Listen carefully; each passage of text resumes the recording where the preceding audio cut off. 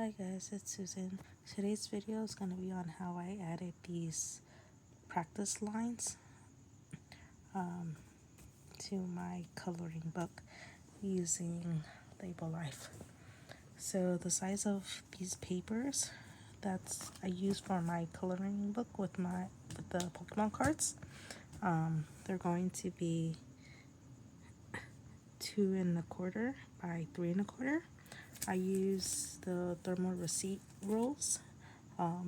It's 2¼ wide already, but for the height, for the notebook coloring book I make, it's gonna be 3¼ So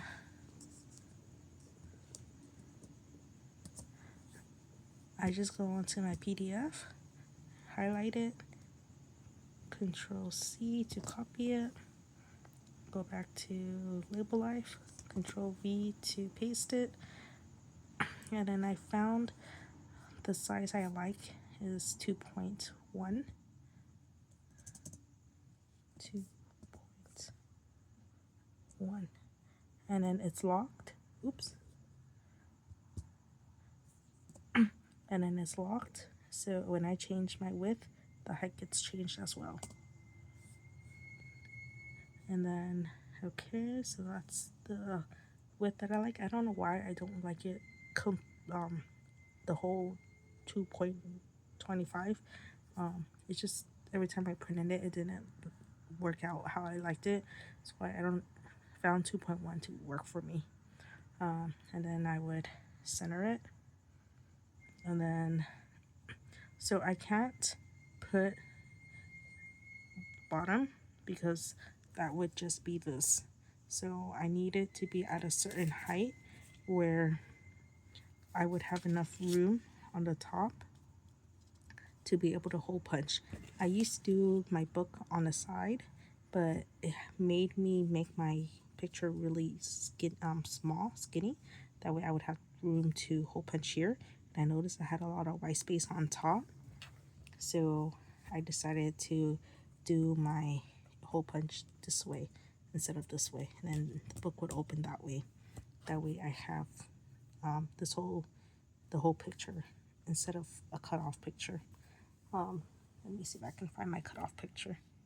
Okay, so I used to print it like this, and then that way I would have room here to hole punch, and then it would be here. And then I didn't like how this looked, so I made it as big as I can without making it look weird, and then save some space on the top so that I can hole punch the top. So again, here's all my white space up here, but I wanted to add lines for kids to practice writing their letters, alphabets. So I found the correct the height I like this to be at, so I just need 1/4 inch on top here. So let's go up here to the y-axis and then do 0.25. 0.25. Okay. Okay. And then so I have enough room on top to hole punch, and I have enough room on the bottom to do my lines. And then to do the lines, you would go off to the side right here, and then where it says shape, there's lines, and then you would draw a line and then kind of straighten that out, and then put that to the top, and then you would make another one and then put that one to the bottom, and then you would make a third one and put that one in the middle, and then the middle one you would come over here and then change the dots, and then I would change all three of them, all three lines to 1 point, so it's thinner. Let's change that to 1 as well.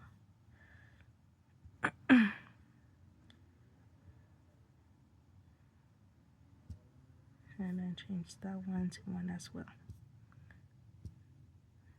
Okay, so the kids would be able to use the line as a guide and then practice writing Mewtwo. And then, okay, I am just gonna move this out of the way. Come on, get out of the way, Mewtwo. Copy and paste all 3 of these lines. Okay, move that down off to the side. And I wish there was a way I can do all 3 at once. And move it all the way to the other end. And again, try and straighten this as much as you can. This is why I wish I had my, I'm doing this on my Silhouette Studio. You can control, hold the control button and shift button, I mean, and then it would straighten the line for you.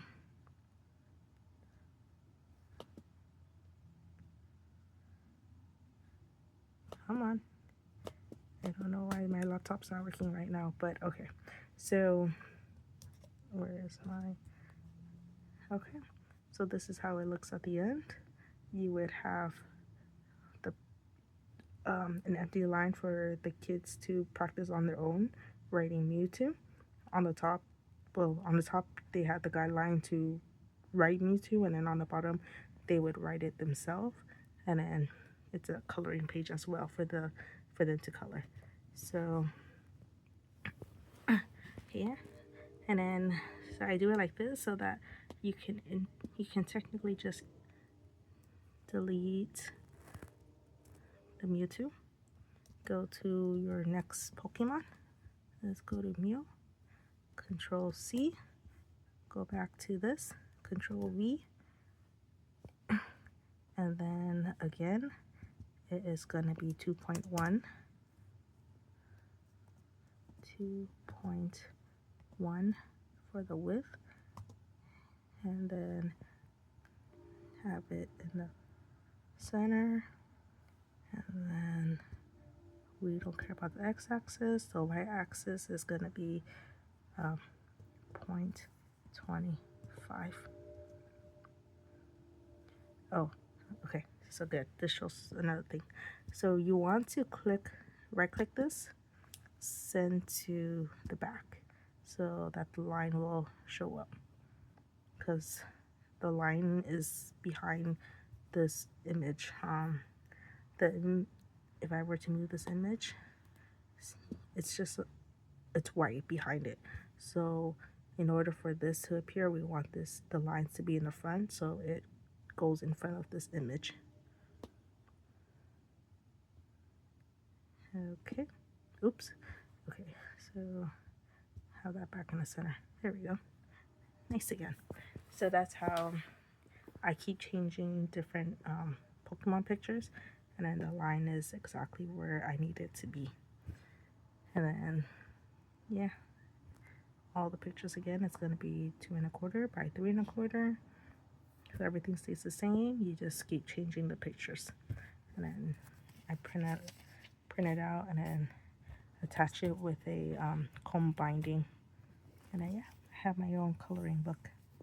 And then lines for kids or people to practice writing their alphabets. Okay, so here's how I use labelife to make this. Any questions, leave me a comment down below. Thanks. Bye.